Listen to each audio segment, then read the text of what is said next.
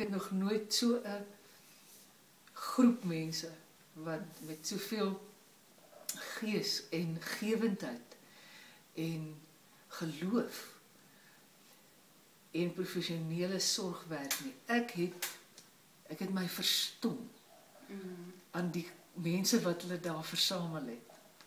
Van die staf dwarsdeur tot by jou teatersusters, tot by jou ICU susters. Hulle is die wonderlikste mense. En toe jy wakker word, wat was die eerste ding toe jy wakker word? Wat jy gevoel?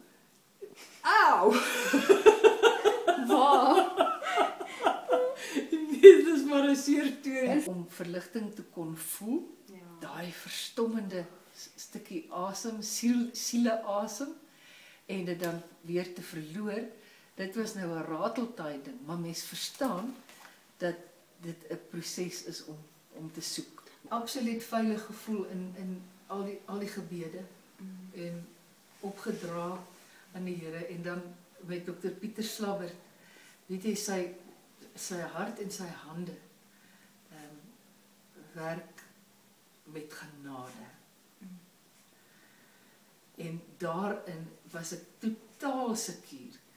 En wat meer is, toe ek nou by die teater ingestoot word, toe speel Dr. Pieter vir my, ek lewe.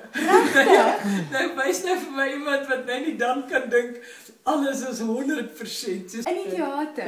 In die operasieteater. So terwyl jy nou ijskoud mos daar binne, en daar speel ek lewe. En hoe het jy toegevoel toe jy dit hoor? Ag, nee wat, Mattie, ek het geen, op daai tyd heb geen vrees gehad. Enige soort van 'n verhoogsituasie, dink ek, sê hulle, hou geen gevaar vir my in nie. En selfs al moet ek hom op daai tydstip afsit, net ter wille van veiligheid, dan kan jy hom afsit.